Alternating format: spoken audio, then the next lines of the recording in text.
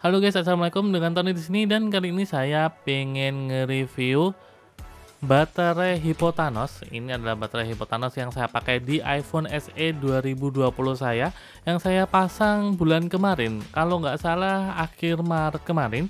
Jadi sekarang itu saya sudah pakai baterai ini selama 1 bulan lebih dikit lah kayak gitu.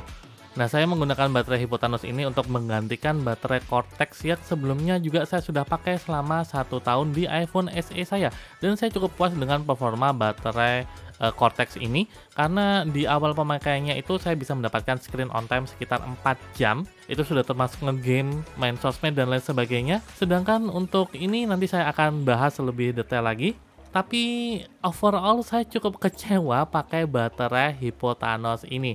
Kenapa? Oke, saya akan menjelaskan. Yang pertama kekecewaan saya adalah baterai Hypotanos ini entah kenapa dia agak menekan bagian layar dari iPhone SE saya, sehingga ada bagian layar ini yang berwarna agak putih seperti LCD yang ketekan seperti itu. Memang Hypotanos adalah baterai yang lebih besar dari baterai original bawaannya, yang mana itu cuma 1800 mAh, sedangkan Hypotanos itu 2200 mAh, Cortex itu 2150 mAh, dan otomatis secara fisik juga lebih besar.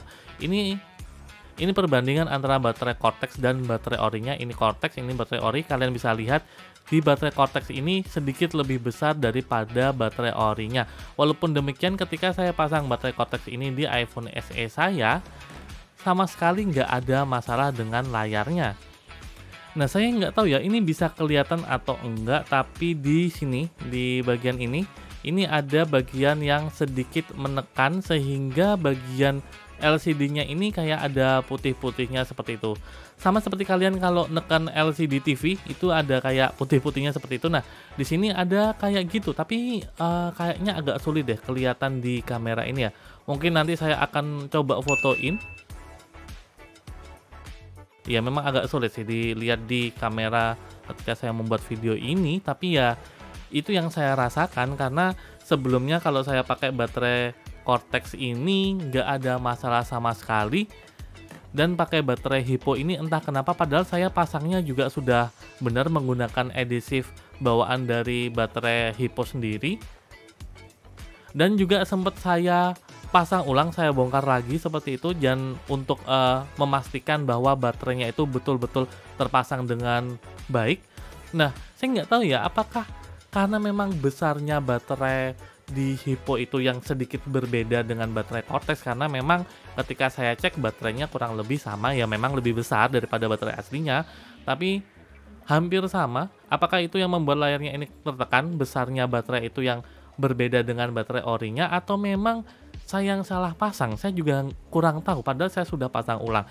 Kalau teman-teman punya experience menggunakan baterai Hypotanos entah di iPhone apapun, terutama di iPhone SE 2020 ini, mungkin bisa share ke saya apakah juga mengalami hal yang sama seperti itu, karena memang ini saya takutnya layar LCD-nya akan lama-lama nanti akan rusak seperti itu. Walaupun memang ketika saya bongkar, ketika saya lihat LCD-nya memang nggak masalah, jadi memang itu saya bisa konfirmasi memang karena ada suatu tekanan dari baterainya, tapi nggak tahu ya untuk jangka panjangnya seperti apa, seperti itu. Nah, hal kedua yang nggak saya suka dari baterai Hypo ini adalah performanya. Ya, sehari-hari kalau saya pakai baterai Hypo ini ternyata lebih cepat habis daripada ketika saya menggunakan baterai Cortex ini. Jadi saya sudah nge-screenshot, bentar saya cariin dulu. Nah, ini adalah pemakaian terbaik saya menggunakan baterai Hypo ini, 3 jam 31 menit untuk screen on time-nya. Sayangnya penggunaan 3 jam 31 menit ini tanpa ngegame. Jadi saya gunakan untuk TikTokan, untuk Safari, untuk Shopee dan lain sebagainya seperti itu, tanpa sedikit pun saya menyentuh game, dan itu semuanya kalau nggak salah pakai WiFi. Jadi harusnya sedikit lebih hemat.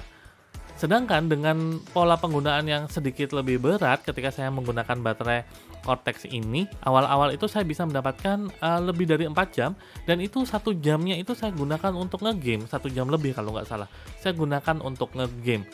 Namun rata-rata saya mendapatkan screen on time itu di bawah 3 jam. Di sini misalnya 2 jam 44 menit. Itu pun saya gunakan untuk ngegame-game tipis, jadi nggak terlalu saya push juga. Yang mana harapan saya bisa mendapatkan screen on time yang lebih gede, tapi ternyata enggak. Saya cuma mendapatkan 2 jam 44 menit doang.